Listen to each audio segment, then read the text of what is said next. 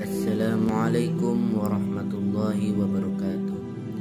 Alhamdulillahilladzi hadana lihadza wa ma kunna linahtadiya laula an hadana Allah.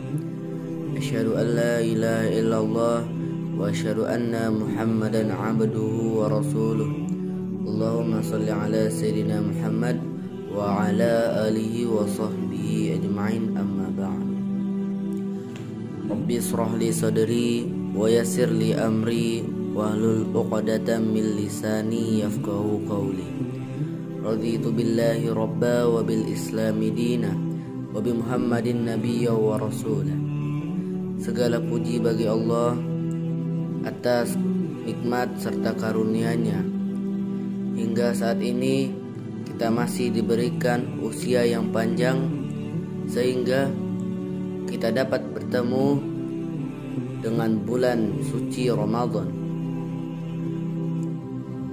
Semoga kita selalu diberikan kesehatan oleh Allah Subhanahu wa taala, dan jika ada yang sakit, semoga Allah angkat penyakitnya. Amin ya rabbal alamin.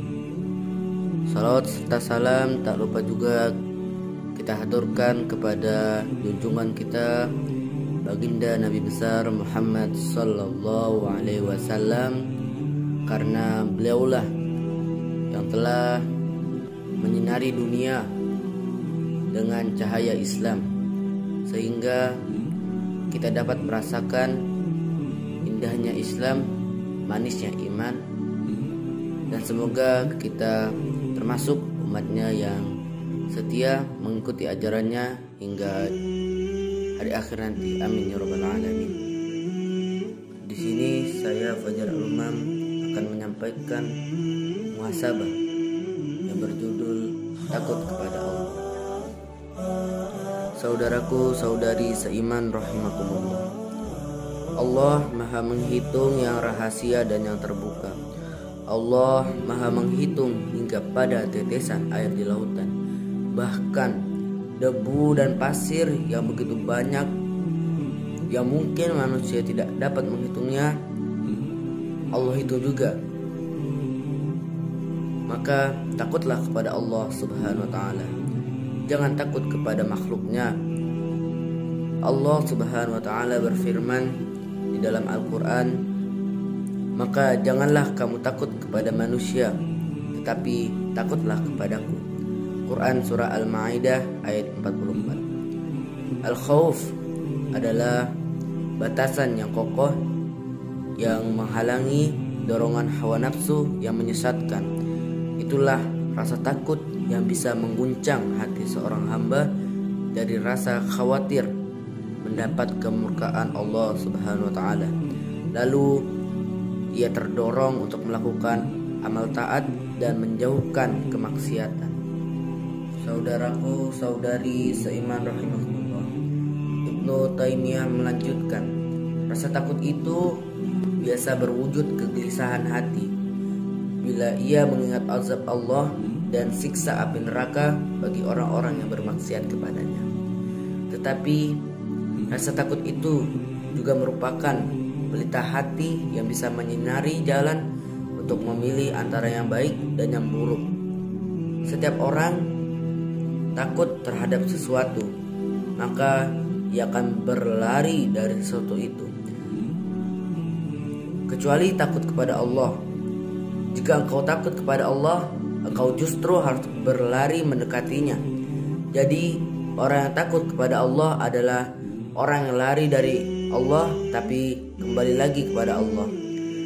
Menurut Ibrahim bin Sufyan, jika rasa takut ada dalam hati seseorang, maka ia akan membakar lokasi-lokasi syahwat di dalamnya dan mengusir dunia darinya.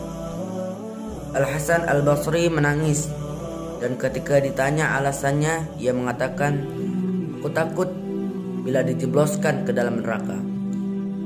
Ibnu Mas'ud radhiyallahu an bahkan pernah melewati seorang pandai besi yang tengah membakar besi.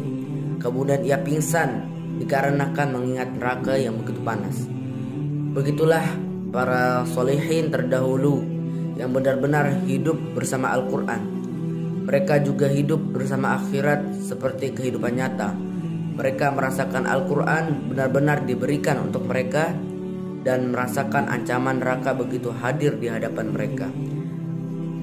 Karena ketakutannya kepada Allah Subhanahu wa taala, orang-orang solih ada yang mengatakan andai dia menjadi sebatang pohon yang tumbuh dan mati kemudian selesai. Abu Bakar radhiyallahu an mengandaikan dirinya seperti bulu yang ada pada tubuh seseorang mukmin. Umar bin Khattab radhiyallahu an mengatakan, jika ada panggilan dari langit bahwa kalian seluruhnya masuk masuk surga kecuali satu orang, niscaya aku mengira akulah satu orang itu. Bagaimana dengan kita?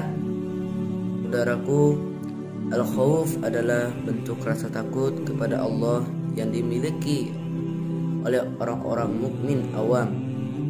Sedangkan al-khasyah yang juga bermakna rasa takut kepada Allah adalah label sikap yang hanya dimiliki oleh para ulama dan orang-orang yang mengenal Allah lebih dalam.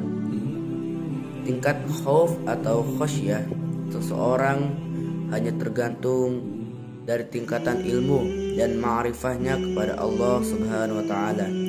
Sebagaimana disabdakan oleh Rasulullah sallallahu alaihi wasallam, aku adalah orang yang paling mengetahui tentang Allah dan aku adalah orang yang paling khasyah kepada Allah. Dalam hadis yang lain dikatakan, andai kalian tahu apa yang aku ketahui, niscaya kalian akan sedikit tertawa, banyak menangis. Kalian tidak akan dapat bersenang-senang dengan perempuan di atas kasur, dan kalian akan keluar ke padang pasir mohon perlindungan dari Allah Subhanahu wa taala.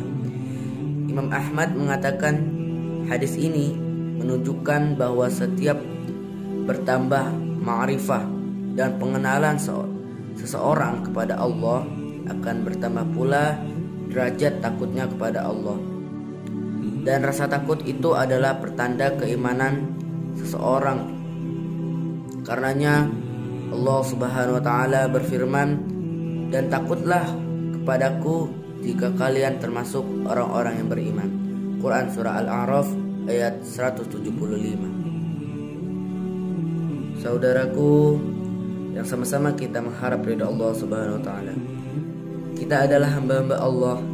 Hati kita sudah kesat dan mata kita sulit menitikkan tangisan karena banyak nasihat yang sudah tidak lagi berpengaruh. Sementara mereka, para solihin terdahulu, air mata mereka kerap menetes dan mereka sering menangis hanya mendengar satu atau dua ayat Al-Quran. Berkata Al-Hasan bin Arafah, aku melihat Yazid bin Harun termasuk orang yang memiliki mata yang indah, mata yang sangat cantik. Tetapi beberapa waktu kemudian aku lihat matanya hanya satu yang berfungsi. Lalu tidak lama kemudian kedua matanya sudah tidak berfungsi lagi. Aku bertanya, ya Abu Khalid, apa yang kau perbuat dengan dua matamu yang indah? Ia menjawab, keduanya telah tidak ada karena tangisan di waktu sahur. Ya Allah, terimalah puasa dan sholat kami. Ya Allah, berikanlah kepada kami kesempatan melewati Ramadan bertahun-tahun. Sekian dari saya. Mohon maaf atas segala kesalahan dan kurangnya dari saya. Ihdinas siratal mustaqim. Wassalamualaikum warahmatullahi wabarakatuh.